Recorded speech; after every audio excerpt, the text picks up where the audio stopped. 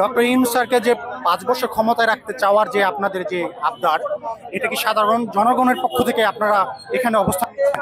জি দেখেন, 5 বছর এখানে একটা প্রতীকী সংখ্যা আমরা দিয়েছি।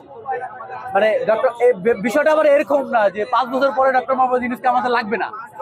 বিষয়টা তো এরকম না, ডক্টর মোহাম্মদ ইউনূসকে আমাদের লাগবে। আমরা আল্লাহ তাআলার কাছে দোয়া করি ওনাকে যাতে আল্লাহ নেক দান করুক। উনি যতদিন জীবিত থাকবেন ওনাকে আমাদের লাগবে, বাংলাদেশে লাগবে। উনি একজন সমাদৃত ব্যক্তি সারা পৃথিবীতে। তো ওনাকে আমরা প্রপার ইউজ করতে পারি। উনি বাংলাদেশকে পরিবর্তন করতে পারে, বাংলাদেশকে মানে সকল ধর্মের, সকল বর্ণের, সকল গোত্রের মানুষকে উনি একটা জায়গায় নিয়ে আসতে পারে। তো উনি একজন ইউনিফাইড ফিগার, তো ওনাকে আমাদের লাগবে। অবশ্যই নিঃসন্দেহে ডক্টর ইউনূস স্যার এক বিশ্ব নেতা, শুধু বাংলাদেশের নয়। তো এই বিগত 8 মাসে ডক্টর ইউনূসের সরকারকালে আপনারা কি এমন তার ভালো ভালো দিক দেখেছেন যে আপনারা এরই মধ্যে একটা ডিসিশনে পৌঁছে গেছেন যে তাকে 5 বছর ক্ষমতায় দেখতে চান? দেখেন, বাংলাদেশের মানুষ দেখতেছে যে সামিট বলতে বাংলাদেশে কোনো একটা ঘটনা ঘটে। আপনি দেখেন, রিসেন্ট একটা সামিট হয়ে গেল, পৃথিবীর বিভিন্ন দেশ থেকে ইনভেস্টররা আসছে, তারা ইনভেস্ট করছে। এটা কিন্তু আমরা অনেকেই জানতাম না। এই সামিট নিয়ে আমরা কথা বলছি, এখন পাড়ায় মহল্লায় কথা বলছি। এই সামিট কিন্তু মানে বাংলাদেশের জন্য কতটা গুরুত্বপূর্ণ এটা কিন্তু বুঝতে পারলাম। বাংলাদেশকে এত সুন্দর করে বহির্বিশ্বে আমরা রিপ্রেজেন্ট করতে পারি, এটা কেন হলো, কিভাবে হলো? একমাত্র ডক্টর মোহাম্মদ ইউনূসের এই সরকারের হাত ধরেই কিন্তু হলো। আপনি দেখেন, আরেকটা গ্লোবাল ক্রাইসিস বলবো, রোহিঙ্গা ইস্যুটা একটা গ্লোবাল ক্রাইসিস। এই গ্লোবাল ক্রাইসিসটা সলভের দিকে, মানে সমাধানের দিকে আমরা কিন্তু এগোচ্ছি। এটা কিভাবে সমাধানের দিকে এগোচ্ছি? ডক্টর মোহাম্মদ ইউনূসের হাত ধরে কিন্তু আগাচ্ছি। হ্যাঁ, আমরা জানি it will take time to solve this global crisis. তবে হ্যাঁ, আমরা একটা হোপ দেখছি, আমরা একটা আশা দেখছি। আপনি আবার দেখেন, $234 বিলিয়ন বাংলাদেশ থেকে পাচার হয়ে গেছে।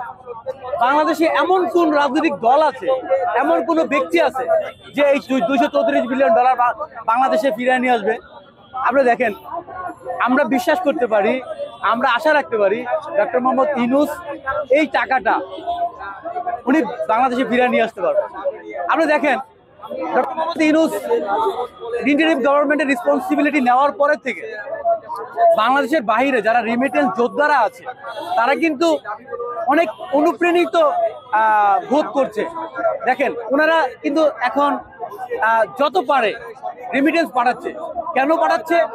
ওনারা মনে করে এখন যে রেমিটেন্স পাঠাচ্ছে সেটা বাংলাদেশের জন্য যাচ্ছে। এখন যে রেমিটেন্স পাঠাচ্ছে এটা বেগমপাড়ায় খরচ হবে না। এখন যে রেমিটেন্স পাঠাচ্ছে এটা 18 কোটি মানুষের জন্য খরচ হবে।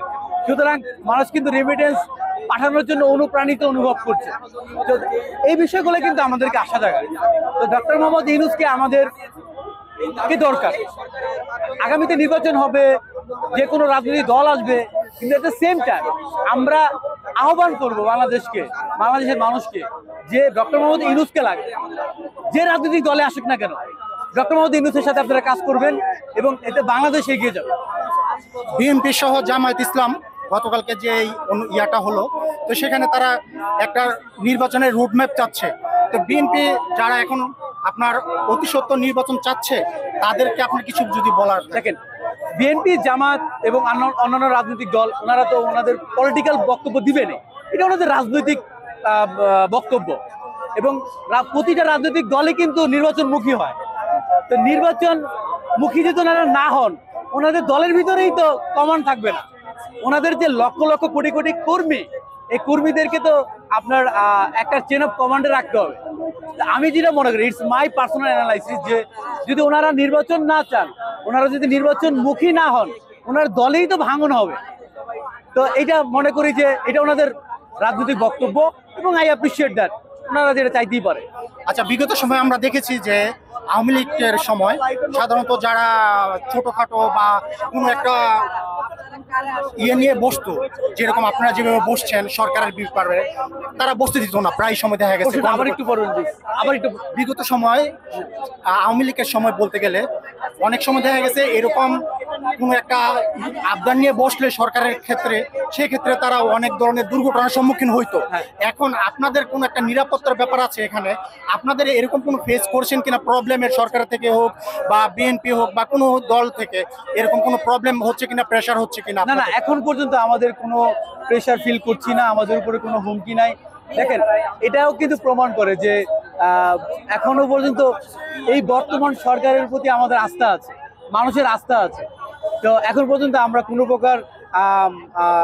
প্রকার দ্ব্যর্থবোধক সিচুয়েশনের মধ্যে দিয়ে যাইতে হয়নি।